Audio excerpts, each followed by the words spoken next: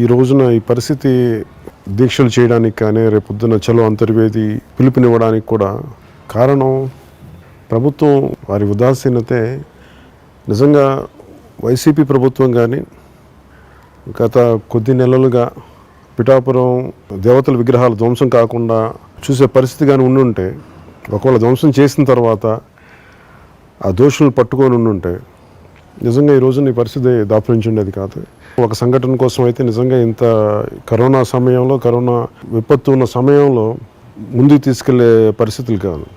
కానీ ఇన్ని వరుస సంఘటనలు జరిగిన తర్వాత కూడా ఏ సంఘటన వెనకైనా సరే మతిస్థిమితం లేని వాళ్ళే చేస్తున్నారనేది ఆంధ్రప్రదేశ్ పోలీస్ శాఖ ఇవ్వటం, ఆంధ్రప్రదేశ్ ప్రభుత్వం చెప్పటం, ఇవన్నీ హాస్యాస్పదంగా ఉన్నాయి.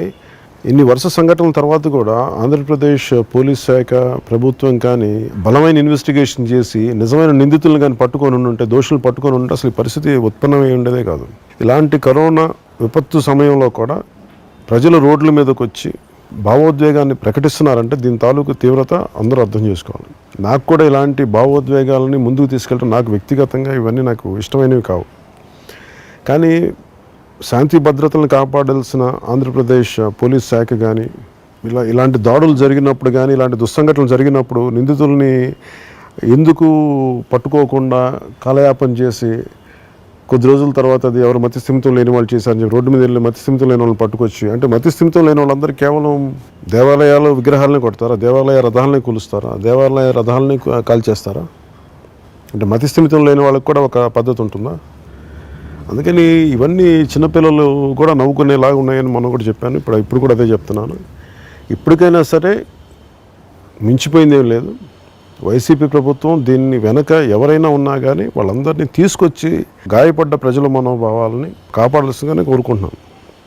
అలాగే మీ ఇష్టానికి మీరు మాట్లాడేసి మీ ప్రభుత్వాన్ని ఎవరు అస్థిరతకి క్రియేట్ చేయడానికి చేస్తున్నారంటే అది మీరు కొంచెం ఆలోచించి మాట్లాడాలి. అలాంటి మాటలు 151 సభ్యులు ఉన్న మిమ్మల్ని ఎవరు అస్థిరత క్రియేట్ చేస్తారు? ప్రజల మనోభావాలు దెబ్బతినే సంఘటనలు జరుగుతూ ఉంటే, వరుస పరంపరలో జరుగుతూ ఉంటే మీరు కూర్చోబెట్టి మతిస్థిమితం లేని వాళ్ళు చేశారంటే, మామూలుగా ఇంట్లో ఉండి అసలు రాజకీయాల మీద ఆసక్తి లేని గృహిణులకు కూడా, చిన్నపిల్లలకు కూడా దీని మీద హాస్యాస్పదంగా ఉంటే దానివల్ల ఆ భావోద్వేగంతో బయటకు వచ్చారు. వాళ్ళ మనోభావాలు దెబ్బతింటే ఒక రాజకీయ పార్టీకి నేను కూడా మాట్లాడాల్సి వస్తుంది. అలాగే మా అలయన్స్ పార్ట్నర్ అయిన భారతీయ జనతా పార్టీ నాయకులు చలో అంతర్వేది పిలుపునిచ్చారు.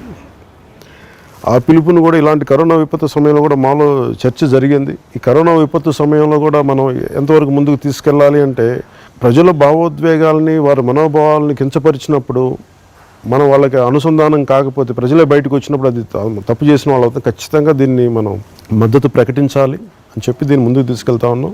రేపు పొద్దున చలో అంతర్వేదికి పిలుపునిచ్చిన భారతీయ జనతా పార్టీ నాయకులకి జనసేన కూడా బలమైన మద్దతు తెలుపుతా ఉంది. కాకపోతే మేము కోరుకునేది కూడా ఏంటంటే, ముఖ్యంగా జనసేన నాయకుల్ని కానీ, జన సైనికుల్ని కానీ, వీర మహిళల్ని కానీ మీరు శాంతియుతంగా చలో అంతర్వేది కార్యక్రమంలో పాల్గొనండి. మీ మనసులు గాయపడ్డాయి, మీ భావోద్వేగాలకి లోనవ్వకుండా మీ నిరసనను సంపూర్ణంగా తెలియజేసే హక్కు మీకుంది ప్రజాస్వామ్యంలో. అందుకని జనసేన నాయకులకు కూడా, ముఖ్య నాయకులందరూ కూడా నేను పిలుపునిస్తున్నాను. మీరు భారతీయ జనతా పార్టీ నాయకులు పిలుపునిచ్చిన దానికి జనసేన మద్దతు తెలుపుతూ ఉంది. మీరు కూడా మనస్ఫూర్తిగా దాంట్లో శాంతియుతంగా పాల్గొనాలని మనస్ఫూర్తిగా అందరినీ నేను వేడుకుంటున్నాను.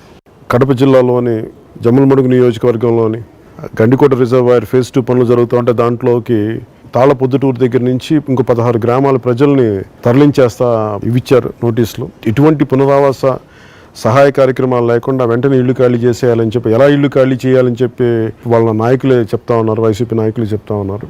తాళ్ళ పొద్దుటూరు గ్రామం అలాగే 16 గ్రామాల ప్రజలకి జనసేన తరపు నుంచి మేము మీకు మనస్ఫూర్తి మద్దతు ఇస్తున్నాం.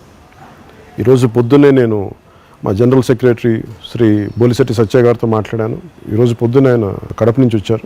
ఎవరైతే బాధితులు ఉన్నారో ఆ బాధితుల పక్షాన హ్యూమన్ రైట్స్ కమిషన్కి, అలాగే 2013 భూసేకరణ చట్టం కింద పునరావాసం ఇవ్వాలి అంటే ఏమేమి జరగాలి, ఏమేమి జరగకుండా చేస్తారనేది ఢిల్లీ సంస్థలకి తీసుకెళ్లారు, వాళ్ళ దృష్టికి తీసుకెళ్లారు. అలాగే మా జనసేన నాయకులు శంకర్ శ్రీనివాస్ గారితో కూడా మేము ఫేజ్ 2 బాధితులకి అండగా ఉండమని చెప్తా ఉన్నాం. అందుకనే ముఖ్యంగా ఫేజ్ 2 కార్యక్రమంలో తాళ్ళ పొద్దుటూరు మిగతా 16 గ్రామాల ప్రజలకి జనరల్ సెక్రటరీ బోలిశెట్టి సత్య గారు కూడా మీకు అండగా ఉంటారని తెలియజేసుకుంటూ మేము మీకు మద్దతు, మీకు న్యాయం జరిగే వరకు మీ పక్షాన్ని మేము మీ సమస్యలన్నింటినీ బయటికి తీసుకొచ్చి మీకు మద్దతు తెలియజేస్తాం, మీకు అండగా ఉంటామని తెలియజేసుకున్నాం.